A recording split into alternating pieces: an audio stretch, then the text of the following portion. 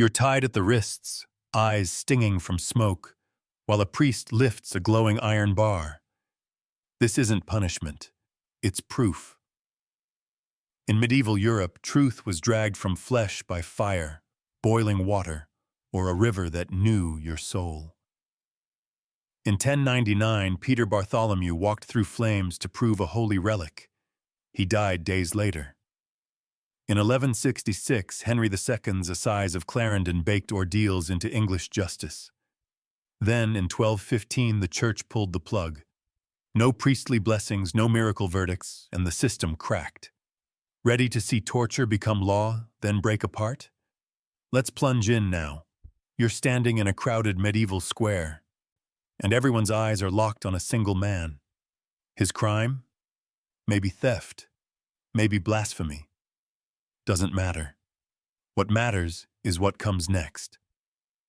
A priest steps forward chanting, while a blacksmith holds up a bar of iron glowing white from the forge. The accused has to carry it 9 feet across the church floor. His bare palms sizzle instantly, the smell of scorched flesh thick enough to make bystanders gag. Here's the kicker. The pain wasn't the punishment. It was the test. 3 days later, officials would unwrap the bandages. If the burns miraculously healed, the man was innocent. If they festered, guilty. Execution awaited. This wasn't superstition on the margins. From the Assize of Clarendon in 1166, ordeals like this were written directly into English law. Across France, the Holy Roman Empire, and beyond, judges leaned on fire to reveal God's verdict. Imagine the absurdity. Your fate not in evidence or testimony, but in whether your wounds happened to look clean. Infections, poor bandaging, or just bad luck decided life or death. The crowd treated it like holy theater, justice as spectacle. But here's the real twist.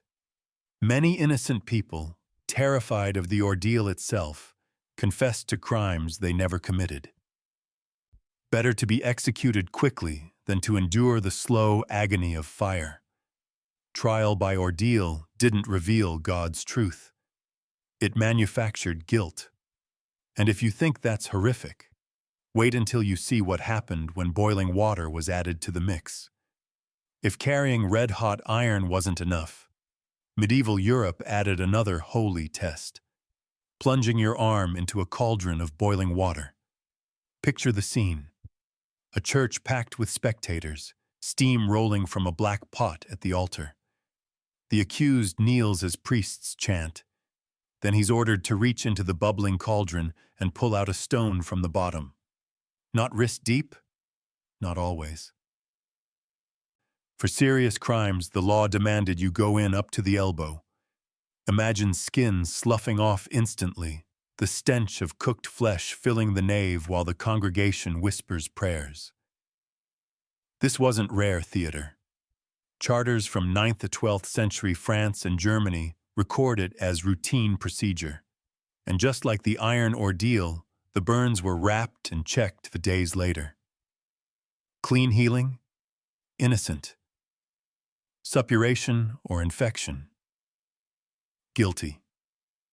But here's the sick irony. Infection was almost guaranteed in a world without antiseptics. The miracle of healing was as rare as winning the lottery, which meant most accused were doomed the moment their hand touched water. Modern comparison?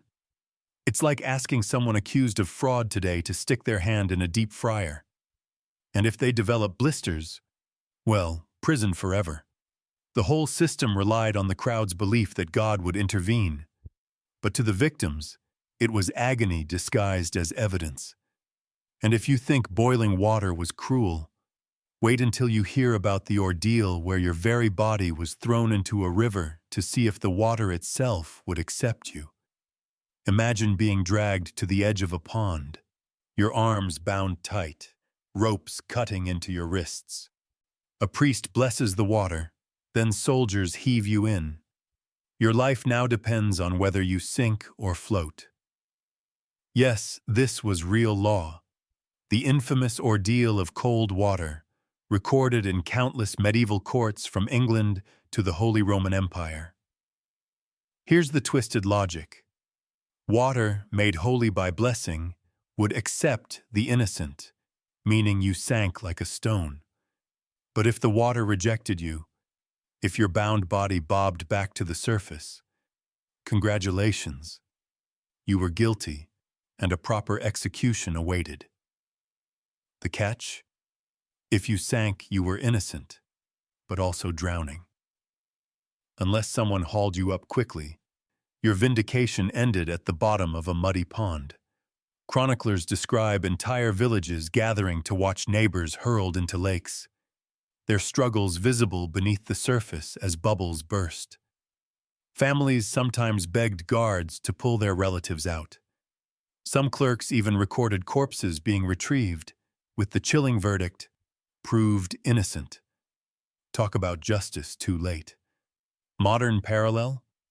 Imagine a courtroom where the judge ties you up and throws you off a bridge. Survive? Prison. Sink? Innocent, but dead. That's how twisted faith and law intertwined. And yet, even this watery nightmare wasn't the bloodiest. Because some ordeals forced victims to fight, turning the courtroom into an arena of death. If plunging into fire or water wasn't brutal enough, medieval courts sometimes decided, why not let people fight it out? Enter the ordeal of combat, a legal duel that turned trials into gladiator matches. Imagine two men dragged into a muddy pit, one the accuser, the other the accused. Both are armed with clubs, swords, or even simple shields. The crowd roars because this isn't just justice, it's entertainment. Whoever collapsed in the dirt was declared guilty. Whoever stood bloodied but alive, innocent by divine decree. This wasn't folklore. From the Frankish kingdoms in the 8th century to English common law in the 12th, trial by combat was codified practice. And it wasn't always fair fights. Nobles could hire champions to swing the sword in their place. Picture being a poor farmer accused of theft, only to find yourself facing a professional knight in armor. Your chances? About the same as a toddler in a UFC cage match. And here's the irony. Women sometimes had to fight too. Records from medieval Germany describe bizarre scenes where a woman, accused of sorcery or adultery, would be placed in a pit armed with stones, while her male opponent fought with one hand tied to symbolize fairness. Fair? Hardly. The result was usually a bloodbath with the crowd howling for more. But combat wasn't the most common ordeal. For that, we need to go back to the fire. Because the hottest test of all wasn't carrying iron, it was baking bread under oath. You've faced fire, boiling water, and even combat. But what if guilt or innocence was decided by a single mouthful of bread? Welcome to the ordeal of consecrated bread, a test as absurd as it was terrifying. The accused would be brought into court, a priest standing over them with the Eucharist. They swore an oath of innocence, then took a bite of holy bread. If they swallowed without choking, God had cleared them. But if the bread stuck in their throat, even from nerves, dry mouth, or sheer terror, they were branded guilty. This ritual was grounded in the belief that the body of Christ would literally refuse to enter a liar's body. Imagine standing before your neighbors, sweat pouring down your face, everyone staring as you try to swallow a dry hunk of bread. Even innocent people gagged. And in medieval minds, that was divine proof of sin. Court records from Frankish law codes of the 9th century note this ordeal being used on priests accused of misconduct. Think about that. Even men of the cloth, who spent their lives handling the Eucharist, could choke in fear and be condemned as guilty. Modern analogy? Picture a courtroom where the judge says, "Eat this saltine without water. Fail? Life in prison." It was absurd, but deadly serious. And yet, none of these ordeals matched the horror of what came when the crowd demanded a public spectacle. Ordeals so violent, they left entire towns scarred. Medieval ordeals weren't whispered trials behind closed doors. They were public theater, staged to shock and awe entire communities. Picture a market square packed with villagers, children hoisted on shoulders, vendors selling bread and ale. At the center stands a trembling prisoner beside a bubbling cauldron. This wasn't justice. It was mass entertainment. Chroniclers describe ordeals as festivals of truth. The church bells rang, priests processed in with relics, and hymns filled the air, as if the torture about to unfold was a holy holiday. The accused was paraded before the crowd, stripped, blessed, and then thrust into the ordeal, hands into boiling water, iron pressed against flesh, or ropes binding them before being tossed into the river. The crowd gasped, cheered, or wept. Justice was spectacle, and suffering was part of the show. Even kings leaned into the drama. When Peter Bartholomew, a crusader visionary, walked through fire in 1099 to prove he had discovered the Holy Lance, thousands watched. He stumbled, burned, and died days later. But his ordeal became legend, a cautionary tale dressed as divine judgment. Here's the kicker. These weren't one-offs. Ordinary villagers accused of theft or sorcery faced the same theater, their screams part of the soundtrack of medieval life. Justice wasn't private. It was communal horror, designed to terrify everyone into obedience. But the church wasn't blind forever. Priests noticed a problem. God's miracles were failing far too often. And that failure would spark the beginning of the end. For centuries, people believed ordeals worked because God never failed. But here's the uncomfortable truth. He did. A lot. Imagine a thief plunging his arm into boiling water, pulling out the stone, and 3 days later, the burns looked fine. Was he innocent? Did God really save him? Or did the priest simply fudge the inspection because the village needed a worker alive, not another body on the gallows? Chroniclers quietly admitted the miracles often depended on politics. In one 12th century case, a noble accused of treason carried red-hot iron and, miraculously, healed within days. Convenient, since executing him would have angered powerful allies. Meanwhile, peasants accused of petty theft nearly always ended up guilty, their festering wounds read as proof of sin. Justice wasn't divine. It was biased and brutal. Even worse, weather and chance could undo the whole theater. Fires sputtered, irons cooled too quickly, rivers carried accused downstream before they could be fished out. Priests were left scrambling to explain why God's verdict looked suspiciously like chaos. Some even whispered doubts. If the system worked, why were so many innocent corpses lying in churchyards? By the 13th century, cracks were undeniable. The ordeals looked less like miracles and more like rigged games of survival. And in 1215, the church finally admitted it, though not in the way anyone expected. The year was 1215, and the stage was Rome. While King John of England was busy signing the Magna Carta, the church was dealing with a different problem: trials by ordeal.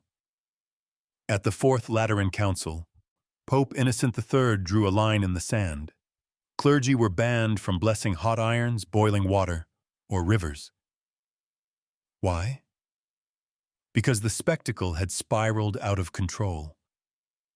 Priests knew the miracles were failing, and the church risked looking ridiculous every time a thief survived the flames. Without a priest's blessing, the ordeal lost its magic.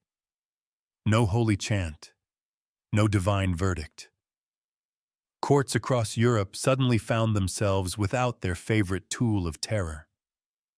What happened next? Chaos, but also transformation. In England, judges shifted toward jury trials, putting the decision in the hands of 12 men instead of boiling pots. On the continent, inquisitorial procedures rose, where officials interrogated and built cases rather than waiting for God to show his hand. But don't mistake this for mercy. Ending the ordeal didn't end brutality, it simply redirected it. Torture chambers, inquisitions, and executions by fire would soon fill the void. The ordeal was dead, but the hunger for theatrical pain in the name of truth was very much alive. And the darkest irony?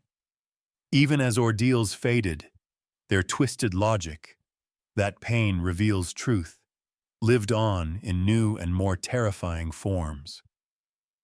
When ordeals collapsed after 1215, medieval justice didn't suddenly become humane.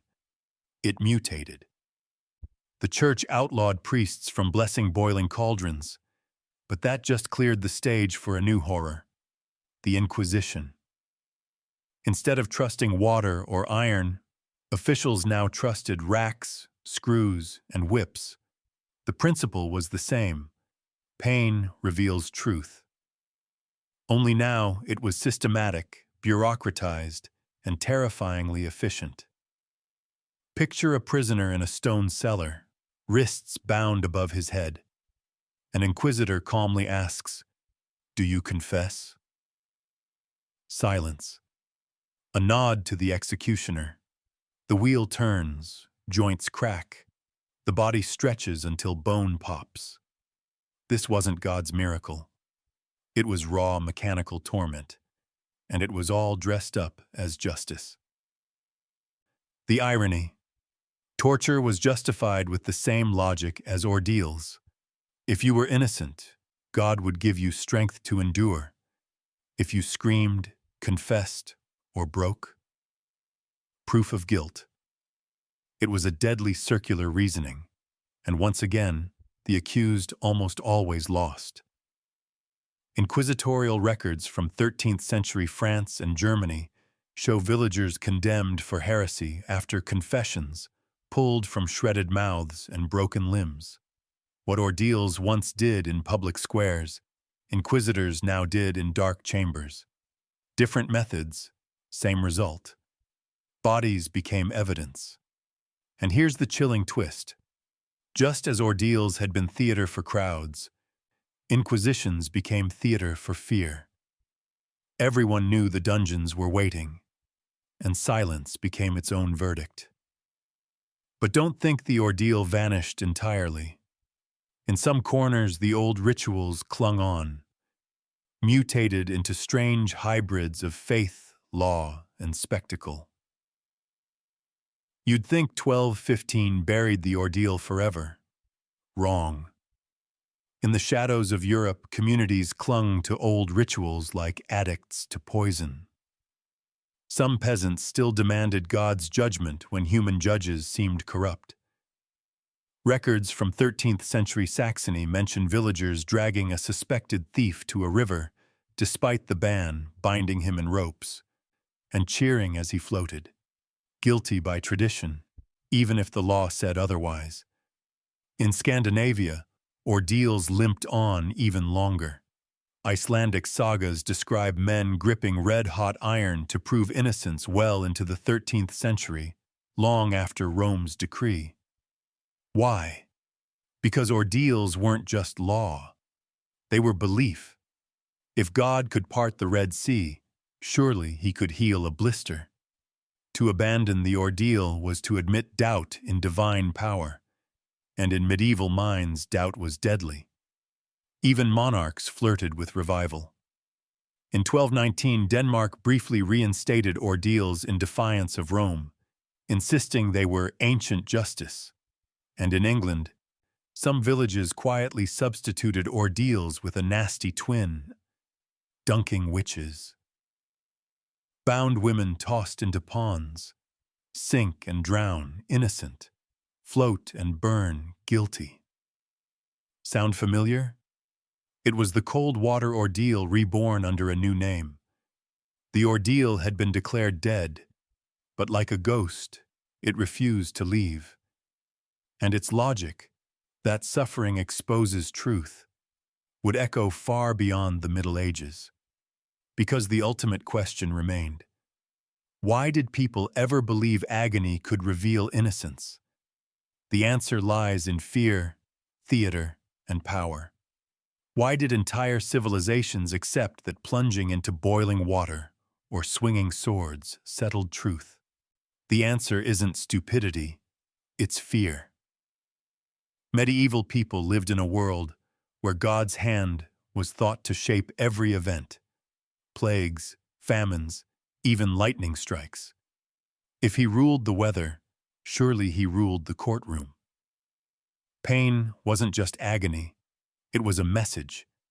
And ordeals weren't designed to be fair. They were designed to scare. Imagine being accused of theft in a village where everyone gathers to watch you sink or burn. Even if you're innocent, you know the odds. That terror often drove people to confess crimes they never committed just to avoid the ordeal. In effect, the ordeal became medieval plea bargaining: admit guilt now and take a whipping, or risk the cauldron and certain death. Dark humor lingers here. They called it God's judgment, but in reality it was state-sponsored theater, with priests and lords pulling the strings. The people weren't just participants. They were the audience, complicit in the cruelty. And once everyone believed the outcome was God's will, resistance became nearly impossible. But here's the real horror. The psychology of ordeal never died. Even when fire and water disappeared, the idea that pain reveals truth crept into torture chambers, witch trials, and beyond. And in some cases, it spilled into the most grotesque public executions Europe had ever staged. When ordeals officially died, their twisted spirit lived on in Europe's next obsession: witch hunts. Courts no longer blessed boiling irons, but they still trusted pain to reveal truth. The infamous swimming test of witches was nothing more than the old cold water ordeal in new clothes. Women accused of riding with the devil were tied and thrown into ponds. Float? Guilty. Sink? Innocent. But drowned. Sound familiar? It was the ordeal reborn, centuries after 1215, with the same lethal catch-22, and it didn't stop there. Torture became procedure. Interrogators turned to thumbscrews, racks, and fire, forcing victims to confess to impossible crimes. Flying at night, coupling with demons, poisoning entire villages. In Bamberg and Würzburg in the early 1600s, inquisitors claimed witches had confessed to feasts with the devil after nights of screaming in pain. Of course they confessed. Anyone would. Public executions echoed the spectacle of ordeal. Look at the Pappenheimer family of Munich in 1600, accused of witchcraft, tortured until they confessed, then executed in front of their own children with red-hot pincers. That wasn't justice. It was theater of cruelty, straight from the ordeal's playbook. The message remained constant. Truth comes from pain, and pain is God's signature. The Middle Ages may have buried the cauldrons, but they never buried the idea. And yet, from this horror, a strange transformation was coming. The birth of something we now call modern justice. With ordeals banned in 1215, Europe had a problem. How do you decide guilt without a miracle? Enter the jury. In England, Henry II's reforms, the same that once tied ordeals into law, pivoted toward groups of 12 men sworn to deliver verdicts. Instead of priests examining burns, neighbors testified about a man's character, reputation, and deeds. It wasn't perfect. Bias, bribery, and intimidation ran rampant, but it was a step away from boiling water and burning flesh. On the continent, inquisitorial systems spread, where judges investigated evidence rather than waiting for divine intervention. Torture lingered, but the shift planted seeds of rational procedure. Slowly, facts and testimony began to outweigh spectacle. For the first time in centuries, the truth wasn't staged at the altar or the gallows. It was argued. But let's not romanticize too much.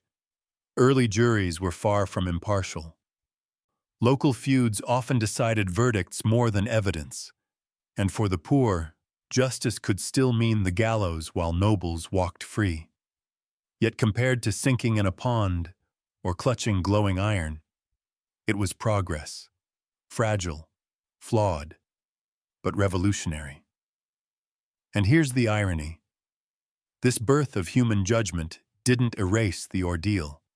It buried it deep inside our culture, where echoes of truth through suffering still whisper in modern law enforcement and punishment. Because even as we moved toward reason, the spectacle of pain refused to die. You'd like to think trial by ordeal is ancient madness we buried centuries ago, but look closer, and you'll see its shadow. When police in the 20th century beat confessions out of suspects, that's ordeal logic. Pain reveals truth. When authoritarian states force prisoners to stand for days until they collapse, that's just the hot iron without the forge. Even lie detector tests, with their pseudoscience of sweat and pulse, are ordeals in disguise. Machines reading bodies as if God still whispered verdicts through flesh. And think about public spectacle. Medieval villagers packed squares to watch boiling or burning. Today, millions gather online to watch courtroom dramas, perp walks, and viral trials. The costumes have changed, but the appetite for justice as theater hasn't. We no longer toss women into rivers, but tabloids do the drowning in ink. The cruel paradox remains. People want certainty, and when evidence feels messy, they fall back on performance. Pain, spectacle, humiliation, those are old tools dressed in new robes. The ordeal never really died. It simply evolved into subtler forms, hiding inside systems that still confuse punishment with truth. Which brings us full circle. Ordeals weren't just medieval torture. They were the foundation of how we built justice, how we defined truth, and how we entertained ourselves with suffering. And if you think that's over, the conclusion may leave you haunted. From red-hot iron to boiling cauldrons, from drowning pits to consecrated bread, we've walked through a world where law and agony were the same thing. These ordeals weren't fringe curiosities. They were the legal system. For centuries, European courts handed down verdicts not through evidence but through wounds, scars, and screams. And the worst part, people believed it worked. Think back to our starting point. A priest holding up iron glowing from the forge, a man's flesh searing while the crowd prayed for a miracle. Or villagers cheering as a bound neighbor sank beneath the water, only to declare him innocent when his corpse floated up the next day. This was how truth was measured, not in facts, but in suffering. And yet, the ordeal wasn't just violence for its own sake. It was theater. A community gathered to watch justice happen in real time. The church supplied the script, the accused supplied the pain, and the audience supplied the belief. Together, they turned agony into meaning. Whether you lived or died, Your body became a stage where God's verdict supposedly appeared. By the 13th century, though, the show started to fall apart. Priests saw too many miracles fail, too many wounds heal when they shouldn't, too many corpses dragged from rivers labeled innocent. In 1215, the church stepped back. No more blessings, no more holy fire. That should have been the end. But as we've seen, the logic of ordeal simply mutated. Torture chambers replaced cauldrons. Witch duckings replaced river trials. And public executions replaced miracle theater with even bloodier spectacles. The legacy of ordeal is bigger than medieval law. It shaped how we think about justice even now. Consider the hunger for confession. Then and now, authorities crave that moment when the accused admits guilt, even if pain or fear made it meaningless. Consider the obsession with spectacle. Then it was the scaffold in the square. Now it's the televised trial or the viral mugshot. Justice as entertainment never really left us. And here's the chilling truth. Ordeal logic still whispers in our systems. Whenever someone says, if they were innocent, they wouldn't have cracked under pressure. That's the hot iron speaking. Whenever a society decides humiliation is proof of guilt, that's the cold water bubbling back up. But here's the twist. For all its horror, the ordeal also forced a pivot. Once the church pulled the plug, societies had to invent new systems, juries, evidence, written testimony. The modern courtroom, flawed as it is, exists because people finally admitted God wasn't showing up in the fire. The ordeal's collapse helped birth rational justice. Out of torture came progress. Out of pain came procedure. So the next time you see a trial on the news, a headline screaming guilt before a verdict, or a crowd baying for blood online, remember, we've been here before. The spectacle of justice is ancient. The difference is that now we pretend it's rational. But scratch the surface, and the medieval hunger for certainty through suffering is still there. Which leaves us with one final question. If future generations look back at us the way we look at the Middle Ages, what will they call our ordeals?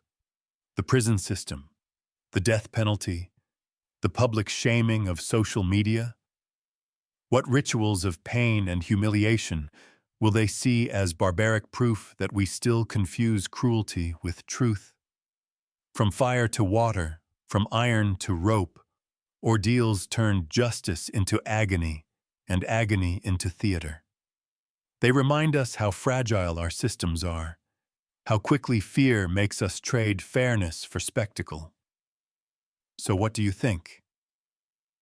Which medieval ordeal chilled you the most?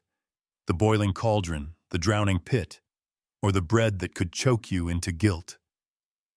Comment below with the one that horrified you most. Subscribe for more brutally honest history. And if you're glad you weren't born in the Dark Ages, hit that like button. Because the next time someone says, we live in civilized times, remember, once upon a time, civilization itself meant torture as the law.